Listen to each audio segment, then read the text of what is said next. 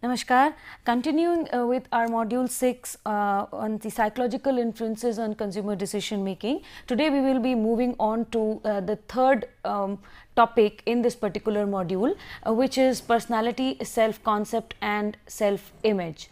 In this particular topic, which is topic 6.3, we shall be covering the following topics and subtopics: definition and meaning of consumer personality and its nature, personality traits and personality types, the theories of personality, the meaning of self concept and self image, and consumer personality, self concept and self image, and the implications for the marketer. We shall be covering this module 6.3 in a total of 2 hours.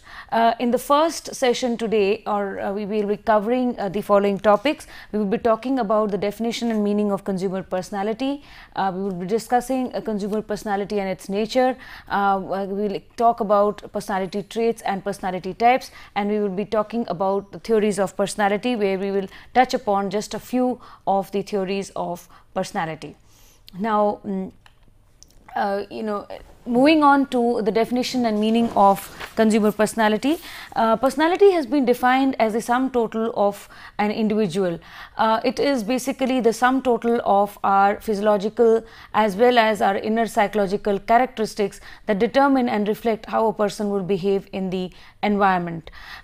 Just as human beings or individuals have personality, similarly products also have a personality, and herein lies the relevance of personality as a topic in the study of consumer behavior.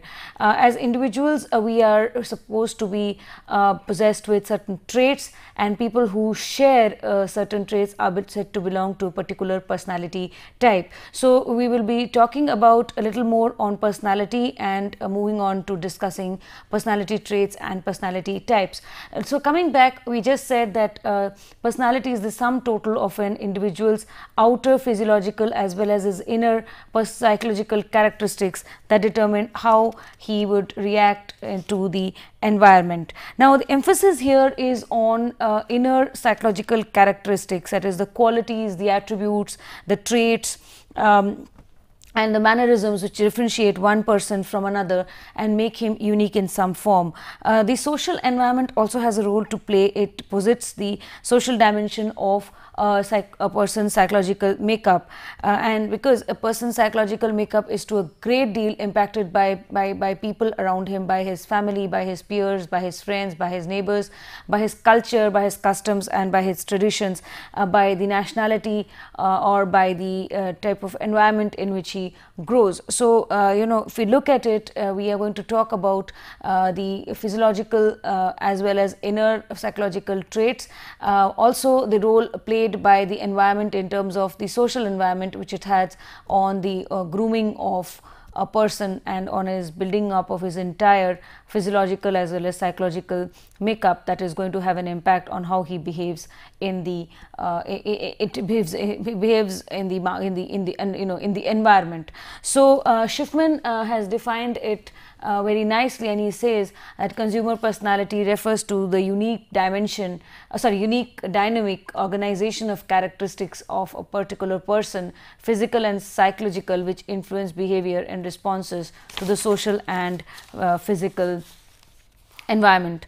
Now, moving on, we will see why and how is the study of personality important in consumer behavior. So, study of personality is important as consumers generally decide on product or brand choices based on their personality. As I just said, similar to individuals, brands also have personality, and people tend to have a tendency to choose or pick up brands or purchase brands which they feel match their own personality. So a person's decision with respect to the brand as well as the timing and place of purchase, the amount he buys, the manner in which he uses its usage and disposal, all of it is based on his personality. Consumers buy those products which matches their own personality, and they buy such products also which help them fight their feelings of inferiority. So study of consumer personality, of consumer traits, personality types, general and consumption specific personality traits is very important, and it holds great amount of relevance for a marketer in terms of design implementation of his marketing strategies. So, just a brief recap again. We are talking about personality, and personality here, why is it important for a marketer? Because just as brands, human beings have personality, just as individuals have personality, similarly brands are also supposed to have personality, and people prefer buying those brands which match their own personal makeup, or they buy brands which help them make up their feelings or overcome their feelings of inferiority. And the manner in which they buy, the manner in which they use or dispose of goods are all going to be based on their personal makeup and their personality types. A study of personality, personality traits, personality types, whether they are general personality traits or consumption specific personality traits, are very important for a marketer, so that he can design and implement the appropriate marketing strategies. Let us talk a little more about personality and consumer personality. The term personality has been defined variedly. Some researchers have stressed the impact of hereditary on the makeup of one's personality. Others have tried to include the impact of childhood experiences. Still, there are other researchers who have laid emphasis on the sociological influences or on the environmental influences across different periods of a person's life cycle, and they show how personality develops over a period of time. So, the approach to the study of personality has been very debatable, and while some researchers focus on personality as a whole, others try to speak about personality in terms of certain personality traits. Coming to consumer personality, it is defined as the characteristics that determine and reflect how consumers make choices with respect to buying patterns and consumption behavior.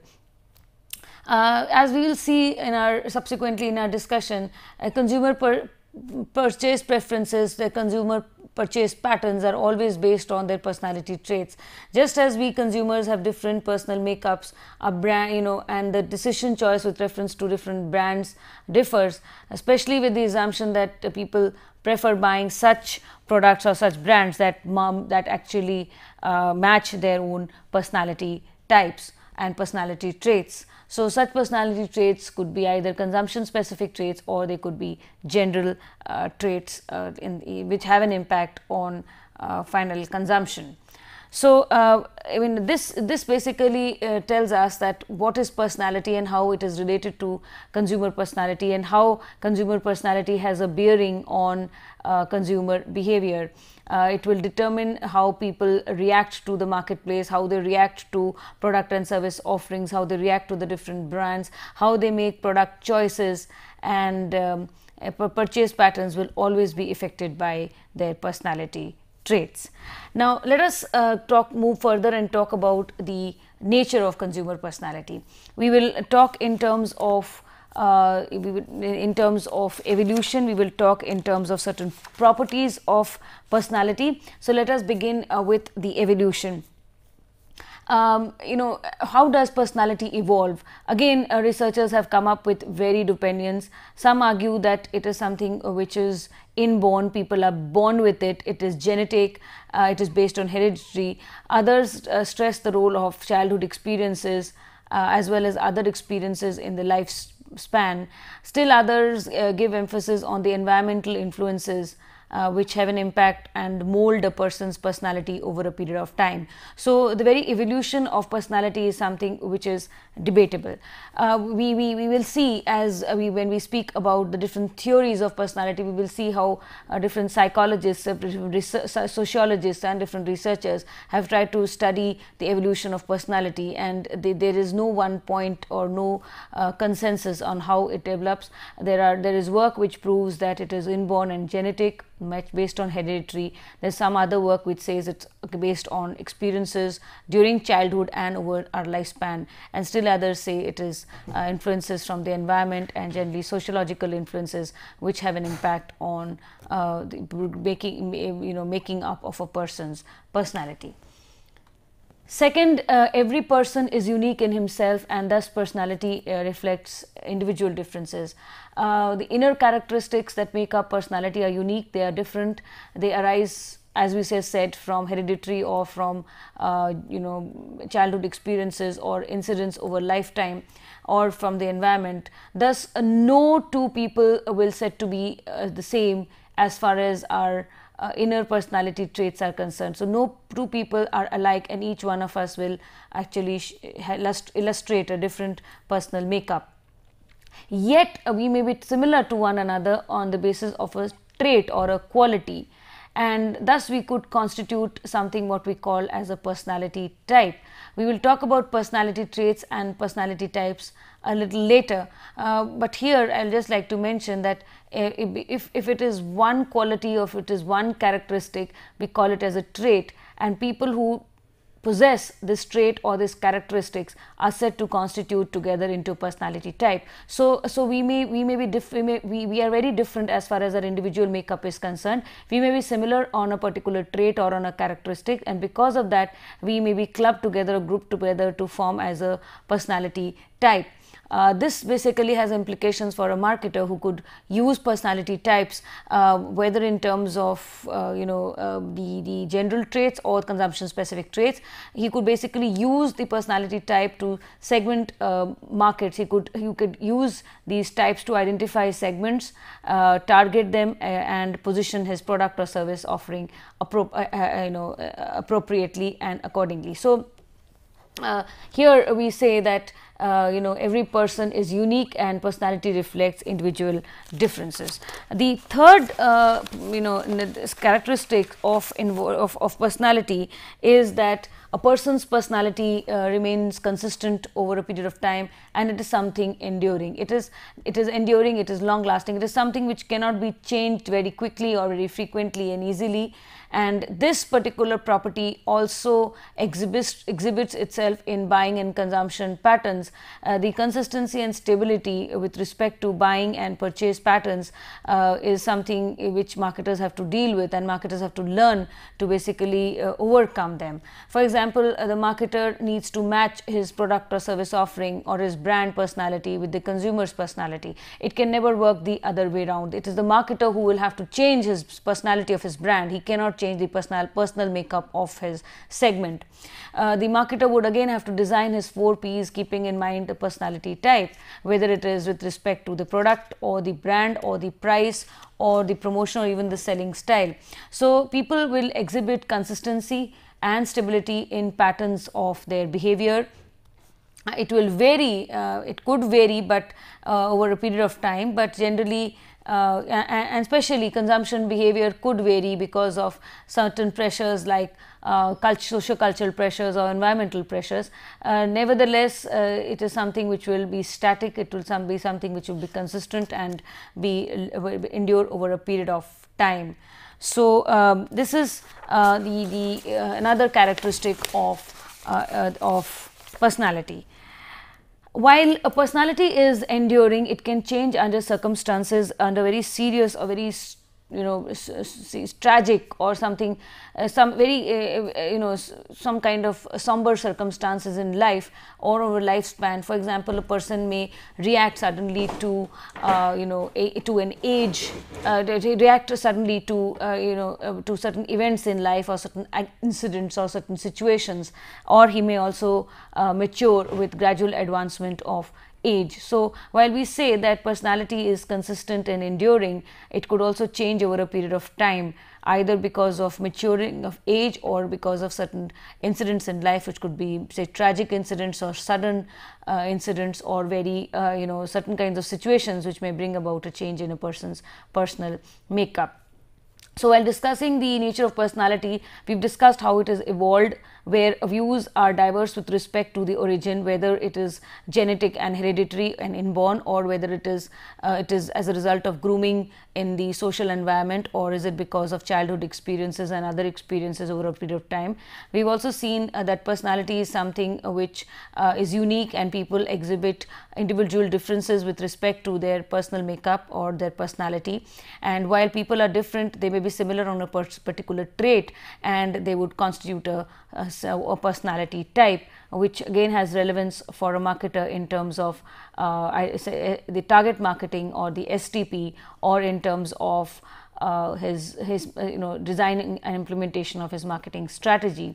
Also, personality is something which is enduring and long term, does not change very quickly or very frequently. People continue to have their preferences, people continue to have their choices with respect to brands which actually match their personality types. So marketers must do a lot to basically try to overcome such a consistency in personal makeup. And finally, we said that while personality does not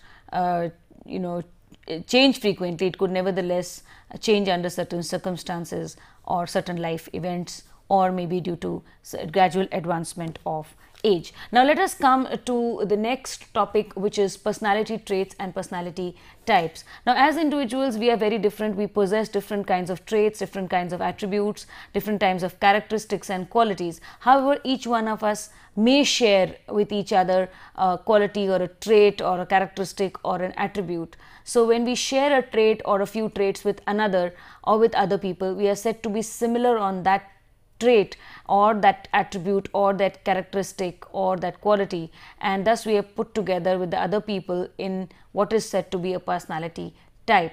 So a personality trait is a person's inclination to behave in a particular way while interacting with his external environment, and people sharing a particular personality trait are put together and clubbed as a personality type. So many personality traits put together will make up a person's personal makeup and culminate into his personality.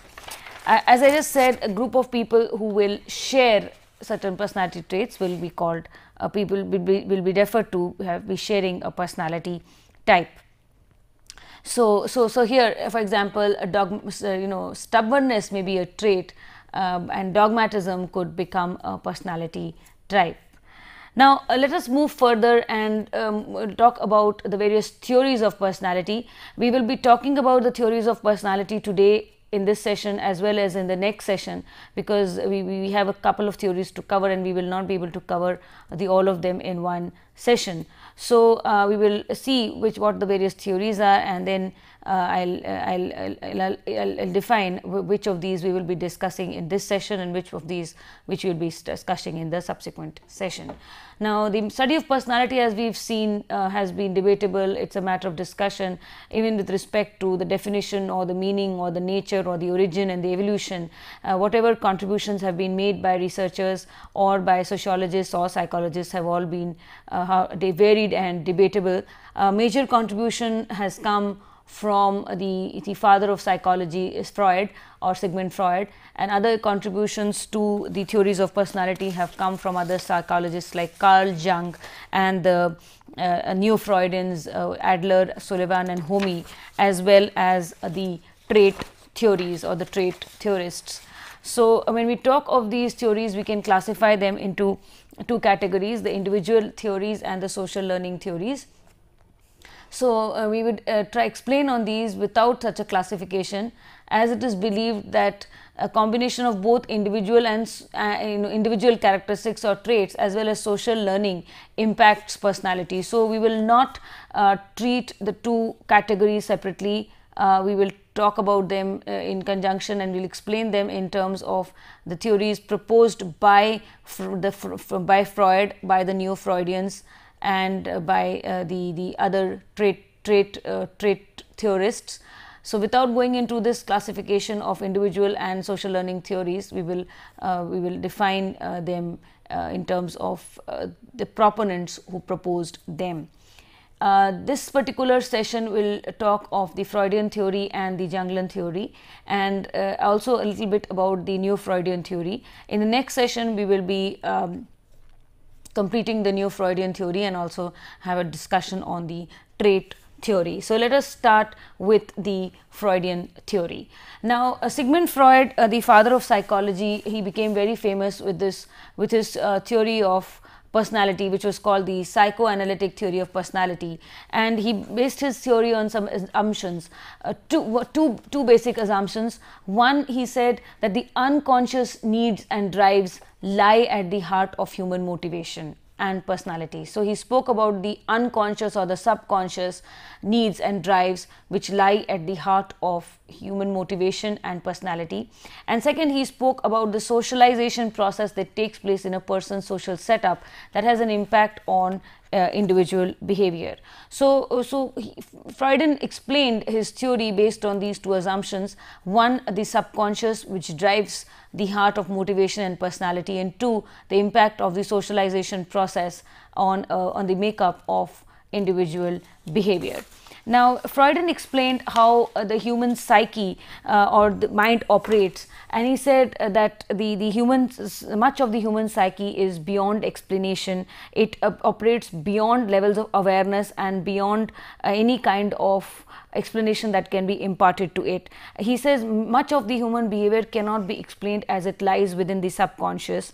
And he said personality can be viewed as the tip of an iceberg, just as a majority of the iceberg remains underwater and only the tip of the iceberg is seen. Similarly, much of a personality exists in the subconscious and something which is below the level of awareness or below the level of explanation, and much of a personality exists in the subconscious or the unconscious, and it is just a part of our psychology which emerges out and is seen as a part of the conscious state of the mind.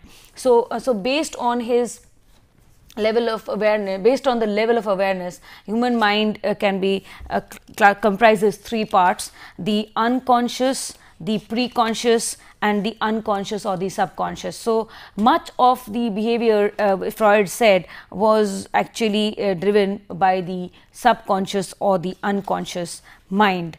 The conscious mind is something what a person is aware of at a particular moment of time, and that reflects his thoughts, his feelings, his perceptions, his fantasies, etc.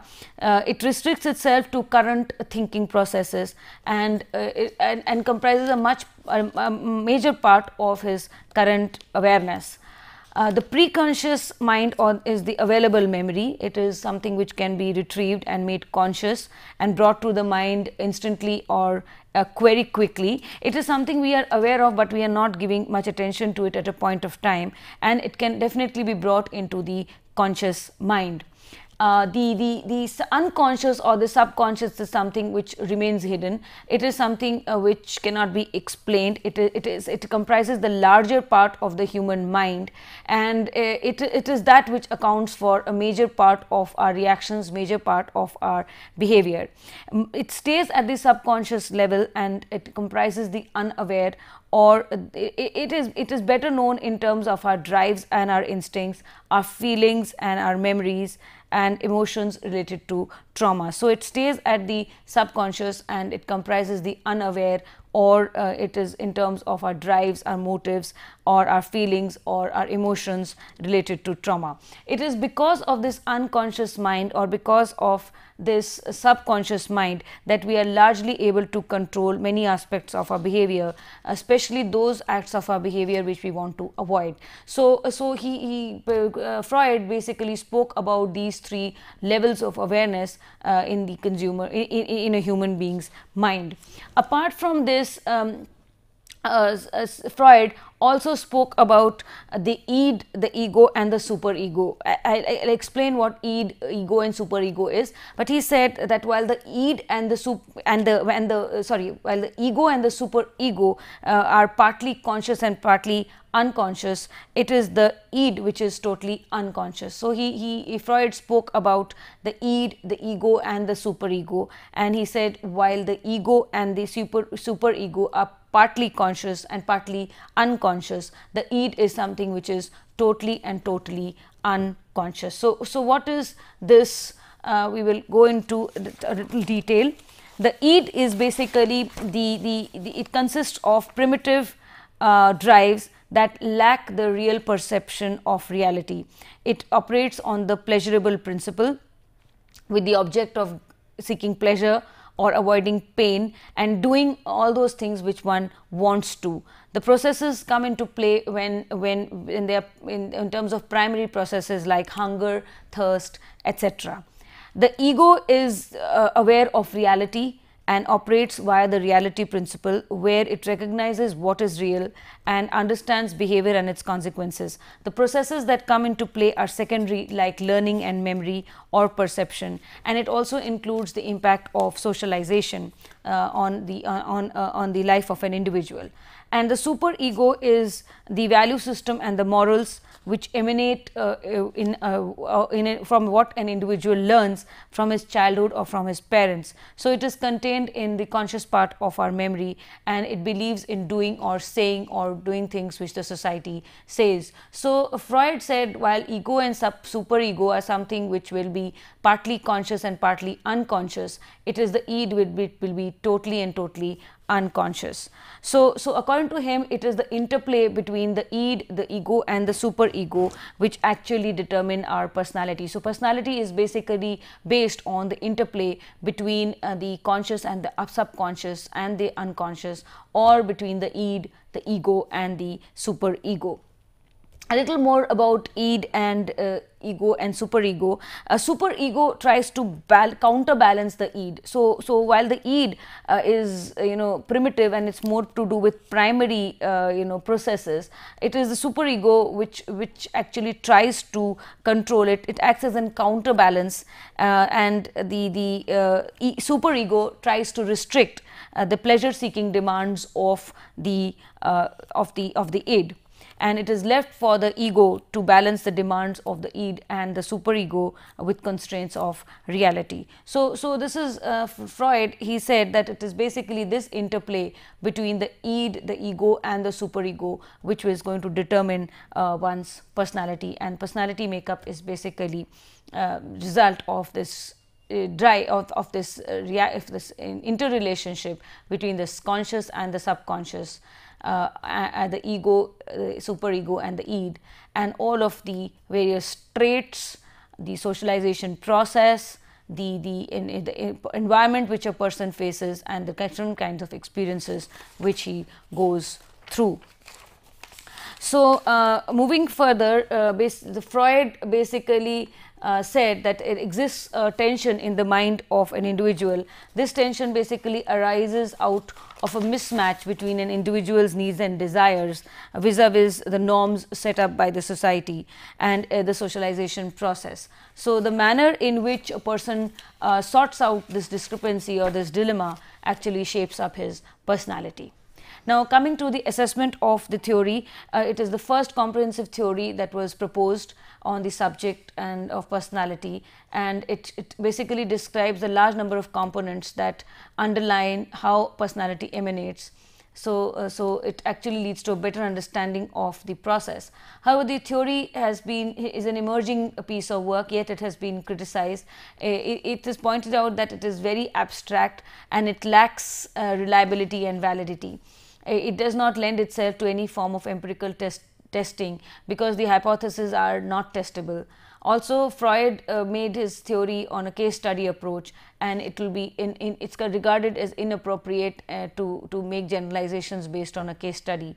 And third, he only concentrated on the childhood experiences and ignored other experiences which people have across life. So because of this, this theory has come into criticism by researchers, but nevertheless it has implications for the marketer and great relevance for a marketer. Consumer reactions in the marketplace with respect to purchase decisions and post-purchase outcomes or behavior are a reflection of the individual personality.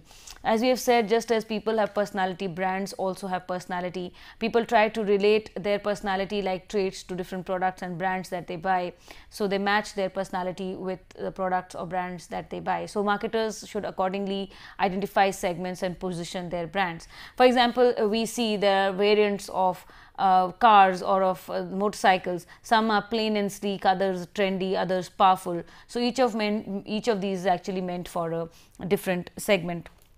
So marketers could basically take clues and segment consumers on the basis of personality traits. Based on the dominant personality system, the three elements id, ego and super ego can also be used to identify consumer segments. The dominance of either of these would lead to different personal makeups and variation in decision making styles. For example, where the id is dominant, a person would be pleasure seeking, often irrational.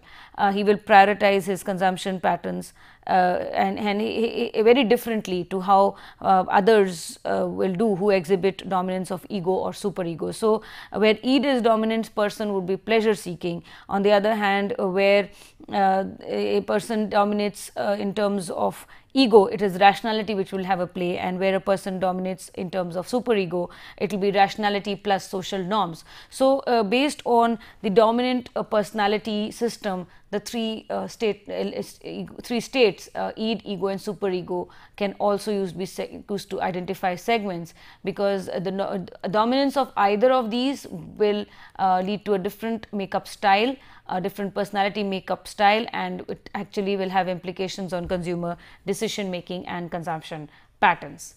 The study of personality also holds good when we talk of colors as personality factors associated with and specific to certain colors. Green denotes freshness, red passion and anger, black power and sophistication, white purity and cleanliness, gold and silver regality and wealth. So, marketers basically keep such associations in mind when they are taking decisions with respect to the product, the packaging of the product, the labeling of the product, or in terms of the advertisements. So, we have soaps, herbal soaps which are green in color, or we have motorcycles which are in black or red, or we have mouthwash which is white, or we have designer apparel wear which is in golden and silver. So the colors also have a role to play when we talk of personality and personal makeup. Another implication which the marketer can draw upon is that human drives being unconscious, consumers may be unaware of a need or a want, and they may be totally unaware of why they are purchasing a particular product or service offering or a brand. So, many a times consumers fail to provide an answer with why they bought a red shirt and not a yellow one. Or we have seen how people react to colors in the marketplace and suddenly decide to buy a color which they actually do not wear, or decide to buy another color which is very different to what they wear. So, human drives being unconscious, consumers may be totally unaware. Much of the processes that come into play during purchase and consumption patterns is unexplainable. It is spontaneous, it is instant, it is much against market forecast.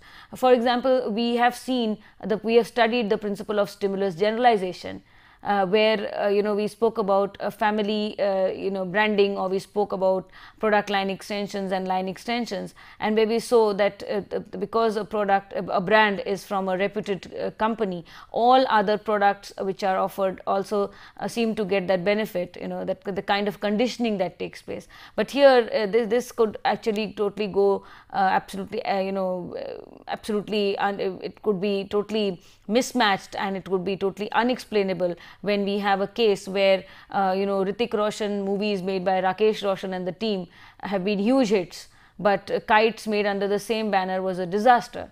So why certain things happen and why they do not happen, why certain products are bought and why they do not get bought, why stimulus generalization may work or why it may not be work, it may be totally due to reasons of personality. So much of our behavior, much of our purchases, much of our purchase decisions and patterns are totally unexplainable, and market behavior is sometimes absolutely spontaneous and instant. Now, let us come to the next theory, which is Carl Jung's theory, the Jungian theory to personality. Jung was a contemporary of Freud, and he proposed the very famous Jungian theory. He also elaborated on personality types, and his greatest contribution is in terms of how he discussed personality types and how this has it has great relevance to the study of consumer behavior.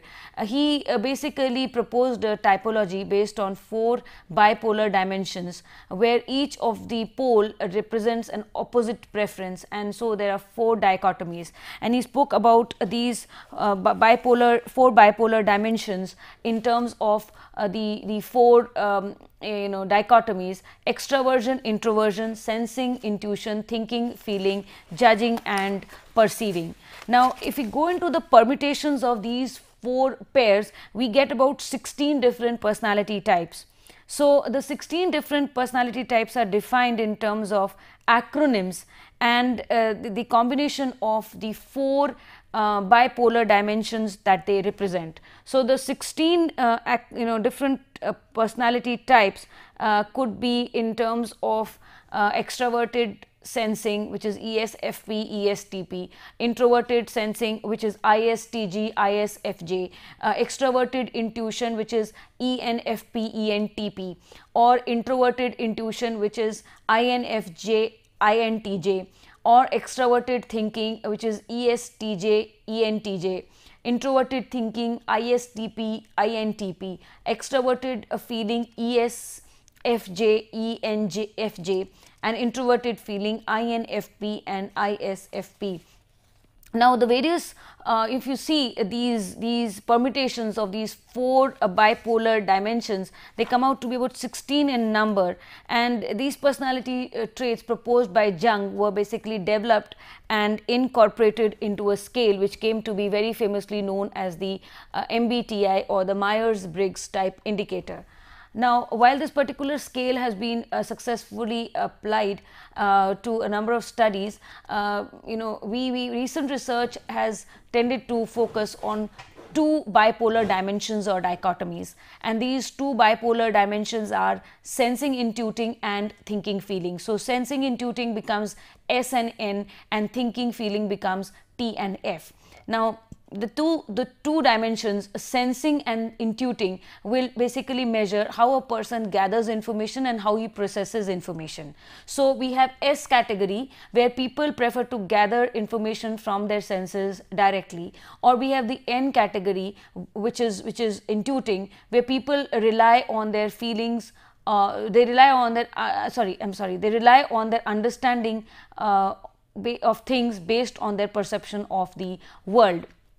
So, we have the first dimension, which is sensing and intuiting, which will show how people receive, gather and process information. The S category, people prefer gathering information by their senses, and the N category, or the intuition, where people rely upon their understanding of the world based upon their perception of the world. So, we have these two dimensions, the sensing and the intuiting. So, we can perceive information either through our senses or through our intuition. If it is through senses, we call it sensing, and if it is through intuition, we call it intuiting. The other two dimensions are thinking and feeling, how individuals take decisions. So, we have thinking, which is referred to as T, and feeling, which is referred to as F. T category, people make decisions based on unbiased reasoning and logic. F category, based on feelings and emotions. Okay, so we have the other two dimensions in the form of thinking and feeling, and this is going to decide how people make decisions. So, people in the T category make decisions based on the reasoning, based on logic, and people in the F category will make decisions based on feelings and emotions. So, people can either base their decisions on logic, on rationality, on objectivity, or it could be on feelings, emotions and subjectivity. So, we have these four dimensions: sensing, intuiting, thinking and feeling. And sensing and intuiting will basically measure how people receive information and process information, and the other two, thinking and feeling, will say how people take decisions. Now, according to Jung, we all use the SNTF, or sensing, intuiting, thinking and feeling. We all use these in our day-to-day lives. However, each of us varies with respect to their usage, and the combination of our preferences basically depicts our personality type. So on a day-to-day basis, we are either sensing or intuiting, or we are thinking or we are feeling, and the kind of the usage or the kind of frequency with which we use these types to make decisions will actually define our personality type. So, it's the same thing in terms of sensing, intuiting, thinking and feeling may be used to define or describe our day-to-day consumption patterns and our consumer behavior. The S will tell us how people, the S and N will tell us how people gather information with respect to products or services, how they comprehend it, how they elaborate upon it, and how they retain this information. On the other hand, the thinking and feeling will tell us how people make purchase decisions. So by by cross tabulating these two psychological dimensions, we have 4 different personality types: ST, SF, NT and NF. So we could be sensing thinking, sensing feeling, intuiting thinking and intuiting feeling. Each of these will basically reflect how varied we are in terms of purchase decision and consumption patterns, and the marketer could benefit by gaining insights into these 4 different personality types and design his marketing strategy accordingly. Now let us explain these types with an example. There are 4 different women, each with a different personality type, okay, a different type of combination: ST, SF, NT and NF. So we have a lady who is sensing thinking, another on sensing feeling, another on intuition and thinking, and another on intuition and feeling. Now all these 4 ladies have to go and buy some gold jewelry. So what would be the reaction? We'll talk of it in terms of the characteristics of each of these personality types and related to the example. So let us first talk of a situation where the lady is first lady who is actually a sensing thinking type. So what are the characteristics of a person who is high on sensing and thinking? There will be an extensive search for information. They will be very rational and logical in terms of decision making. There is an economic orientation and price sensitivity would come into play. Such a person would be propelled by materialism. It would reflect personal motives. Essentially very empirical in nature and a risk avoider. So a person who is actually on this particular sensing thinking combination personality type, what would this lady do? She will collect information about dealers, about the different shops which sell gold jewelry and prevailing gold prices. She would evaluate and make comparisons with respect to the gold and the carat, the purity, the design and the making charges. After careful thought, after careful deliberation, she will finally take a decision of what to buy and from where to buy, and finally the decision choice basically will be based on the genuinity of the metal and the dealer, that is the purity or the carat or of the gold, as well as reputation of the shopkeeper, and the economics in terms of the price, in terms of again trying to get the best value in terms of the purity of the gold, in terms of the charges on making of the gold and silver, of gold and diamond jewelry. So here a person who is on sensing thinking will be very rational, will be very logical in decision making, essentially price sensitive, very materialistic, try to avoid all kinds of risks, and in order to do that, so such a lady will collect all information, deliberate on it with respect to the product, with respect to the dealer, and finally take a call on what to buy and from where to buy. Decision making essentially very genuinity and economic. Now we come to the second lady who is a sensing feeling type, the SF. Now what are the characteristics? Such people again search for information, but they like to consider others' opinions. So the difference here is that such people, they would search for information, but they'll also take into mind or take into account other people's opinions. They base their decisions on personal values. Again, they are propelled by materialism. They want to kind of reflect their status. They again empirical. They are low on rationality. They are risk takers, but like to share the risk with others. So a lady here who is of a sensing feeling type would collect information about gold prices, carat purity, different dealers, etc. She would evaluate and make comparisons with respect to the purity or the carat or the design and making charges. However, she will also like to take opinion of others, especially with reference to the appeal or the design. She will try to take advice also from the dealer, from the friends, from her relatives, or people from her social class, and she'll finally take a decision on what to buy and where to buy based on her information as well as opinion of others. So the decision choice is rational, but not as rational as the as the sensing thinking type is, and here the person takes a decision based on what she feels is right, but also what others say is good. So it is genuinity and opinion of others. So this is the second personality type, which is sensing and feeling. Now let's come to another lady who is the intuiting thinking type. So what does she do? Here in the intuiting thinking, or the NT type, personality type, here the person is somebody who imagines a wide range of options, weighs the pros and cons, bases decisions on intuition and imagination, yet uses some logic while making decisions. So they're essentially very speculative, they're risk takers. So now what does this kind of a lady with this personality type do? She'll weigh out the various options, the various alternatives, the various brands that she's aware of. She would her options would relate to carrot, purity, design and making charges, gold prices available, and gold prices and the available dealers. So she would try and get all this information. She will be very speculative in her approach and take her decisions on her own based on intuition. She would be a risk taker. The decision would be based on intuition, imagination and hunch, and she's primarily going to be a risk taker. She's going to gather all information, but she's going to weigh the pros and cons, but ultimately take a decision based on her gut feeling, or on her imagination, or on her intuition. So she's essentially very speculative in nature, and she's going to be a risk taker. Now finally we come to the fourth personality type, which is intuiting and feeling. So what does a person with this personality type do?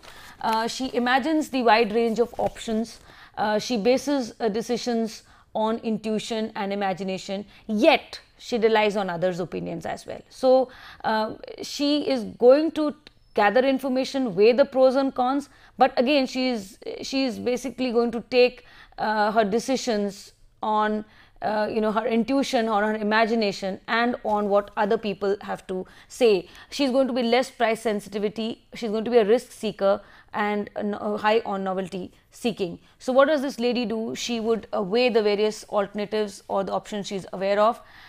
She would relate, her options would relate to carrot, purity, design, making charges, gold prices, available dealers. She would be very speculative in her approach, okay, and take a decision on her own, but she would look to others, she would look for other people's opinions. She would be less price sensitive, and her decision will be based on intuition or gut feeling or imagination. She's going to be speculative, and but nevertheless she is going to ask other people's opinions, and base her final her decision on not only her imagination and her intuition, but also on people's hearsay. So she would be a risk taker, she will be a novelty seeker, she will be a brand switcher, she will be switching dealers and brands. She will basically imagine and take her decision on intuition, but definitely on hearsay of others, on opinion of others. So this is how we see that the four personality types, which is sensing thinking, sensing feeling, intuiting thinking and intuiting feeling, have a role, how these four personality types impact or illustrate different personality characteristics and impact consumer decision making in a purchase scenario. So this gives takes us into the theory further, where Jung proposed these 16 different personality types, which were later incorporated into the MBTI, or the Myers and Briggs type indicator. Now what is the assessment of this theory? Jung was the first psychologist to speak of personality types. He spoke about 4 bipolar dimensions, which have been very successfully used and tested, and he also believed that behavior is shaped by past generations' experience. It has great relevance for a marketer. After gaining an insight into the various personality types, marketers could design their marketing strategies better, more effectively, so that they can they can satisfy the people from different personality types, leaving them happier and more satisfied. So this brings us to the end of the Jung's theory. Now let us move to the third set of theories which was proposed by the Neo-Freudians, and they were a group of psychologists who believed in social interaction and who believed that social interaction and resultant relationships have an impact on the growth of personality. Here they disagreed with their contemporary Freud, who said that personality was biological or genetic or hereditary and was groomed as a result of childhood experiences. So this group of researchers who countered Freud and Freudian's theory of the unconscious or the subconscious, or the personality being based on genetics and hereditary or on childhood experiences. This particular group of theorists who countered Freud's opinions came to be known as the Neo-Freudians, and they laid emphasis on the process of socialization. Noteworthy among them are Alfred Adler, Sullivan, and Karen Honey. So let us talk about a few of them right now. So we'll start with Alfred Adler. Adler is regarded as the father of individual psychology. He was a disciple of Freud. He broke away from Freudian's theory due to his disagreement over the importance Freud gave to the unconscious. So he also was the first psychologist to speak about inferiority complex, and he says that personality is something which emerges out of a person's efforts to overcome his feeling of inadequacy or inferiority. So he said individuals try to overcome feelings of anxiety and feelings of inferiority, and he said that the basic drive is to strive from a state of inadequacy, what he called as inferiority, towards some state of superiority or self-actualization. So here he said people try to overcome inferiorities, they strive to move towards a style of life, and people basically, according to Adler's theory, individuals buy products to overcome feelings of inferiority. We have the next Neo-Freudian who we'll discuss is Herbert Harry Stack Sullivan. Sullivan was a psychiatrist who extended Freud's theory of psychoanalysis, and he concluded that failures in interpersonal relationships were largely responsible for any kind of mental illnesses and disorders. So according to him, social reactions were very important, and loneliness was something which was most painful. So his approach is referred to the interpersonal theory of psychiatry. He focuses on what goes on between people, as opposed to what Freud said, when he said what goes on inside people. So he, instead of believing in Freud's philosophy of what goes on inside an individual, Sullivan said we should focus more on what happens between people, what happens amongst people, and he spoke about the socialization process.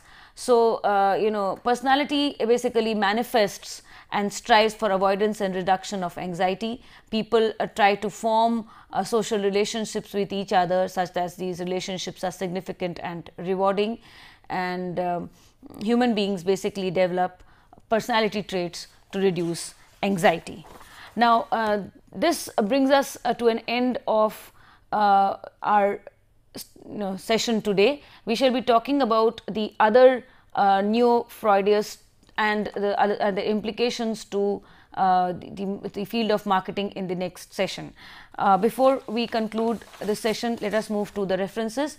We have Asel, Consumer Behavior and Marketing Action, Loudon and Della Bitta, Consumer Behavior, 4th edition, Tata McGraw-Hill, Kotler and Keller, Marketing Management, 13th edition, Pearson, Peter and Olson, Consumer Behavior and Marketing Strategy, McGraw-Hill, 7th edition, Schiffman and Kanu, Consumer Behavior, 8th edition, 2004, Prentice Hall, and Wells and Prensky, Consumer Behavior, John Wiley, 1996. Frequently asked questions: define personality, differentiate between a personality trait and a personality type. So you first define what personality is, and then you show what is the difference between a trait and a type. Question number 2, explain the Freudian theory of personality. How does it relate to consumer behavior? So you talk about Freud, you talk about the unconscious, the subconscious and the conscious, the id, the superego and the ego. and you talk about how it relates to consumer behavior, how much of consumer behavior is unexplainable, why it is like that, why people behave the way they behave so in a marketplace. So all a result of the unconscious drives. A small quiz, we have section 8, true false. Individual's personality remains consistent over a period of time and is enduring. Is it a true or a false statement? This is a true statement. Fill in the blanks. The personality types posed by Carl Jung were developed and incorporated in a scale that came to be known and applied as the dash. It came to be known and applied as the MBTI, or the Myers and Briggs type indicator. Section 3, multiple choice questions. Question number 1, which of the following about the Freudian theory is false? A, unconscious needs or drives lie at the heart of human motivation and personality.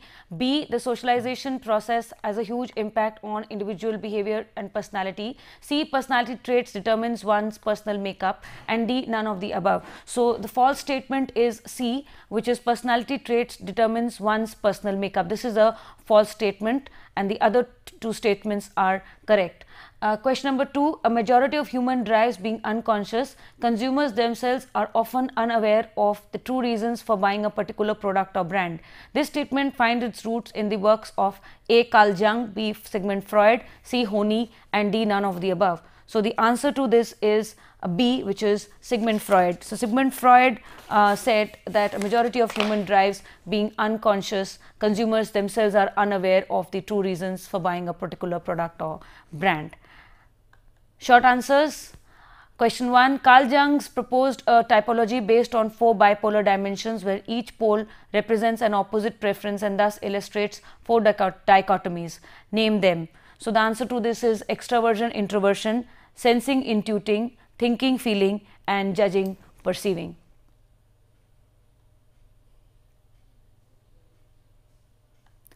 So this brings us to conclusion of this session on personality. We shall be continuing with Neo-Freudian and Neo-Freudian theories and the implications for a marketer, as well as we will talk about general and consumption specific traits in the next session.